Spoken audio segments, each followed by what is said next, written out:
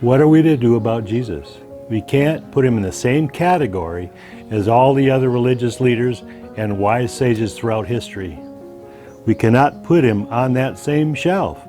He will not stay there. He is either way above them or way below them. I kind of like what C.S. Lewis said in Mere Christianity about Jesus, that he was either Lord, a lunatic, or a liar. I think we all have to make a choice here. When you read the Gospels and the accounts of his apostles, it is just astounding what is revealed about Jesus.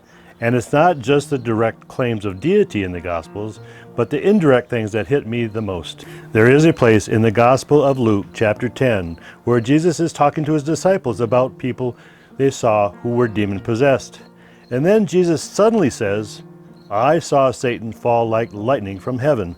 What?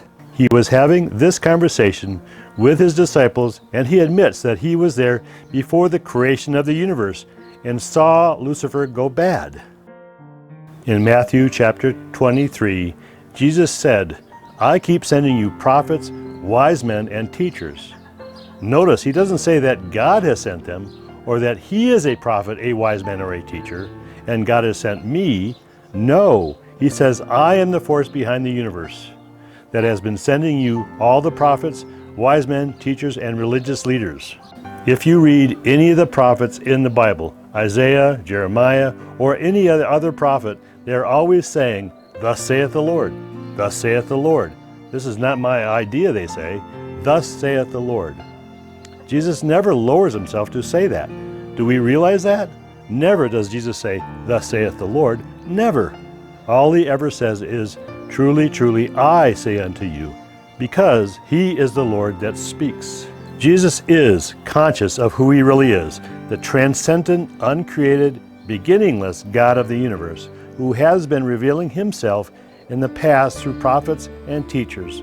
And then in his incarnation as Jesus the Christ, the King of Kings and the Lord of Lords, and the Prince of Peace, his divine nature permeates everything he said and everything he did on every page of the gospel, and also revealed through his disciples so that we cannot extricate or ignore his teaching about his love, his ethics, and his revelation of the nature of his Father and himself, and then put him on the shelf.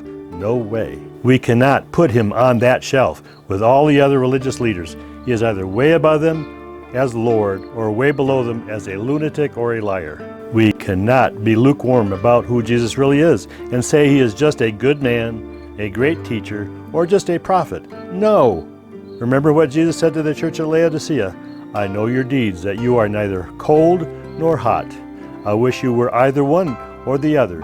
So because you are lukewarm, neither hot nor cold, I'm about to spit you out of my mouth." So how can we live with the thought and revelation that the Creator of all things and life itself has become a man and walked into our midst?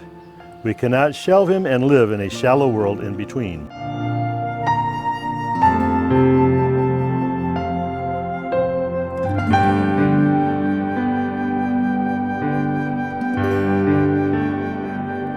When we read the words of Jesus, they are full of life, love, wisdom, and understanding.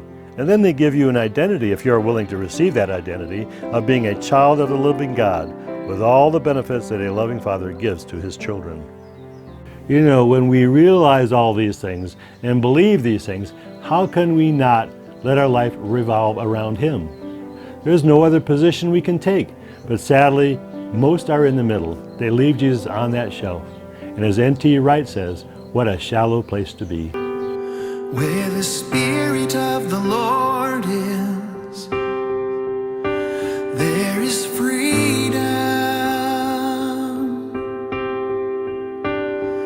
Where the Spirit of the Lord is, there is freedom.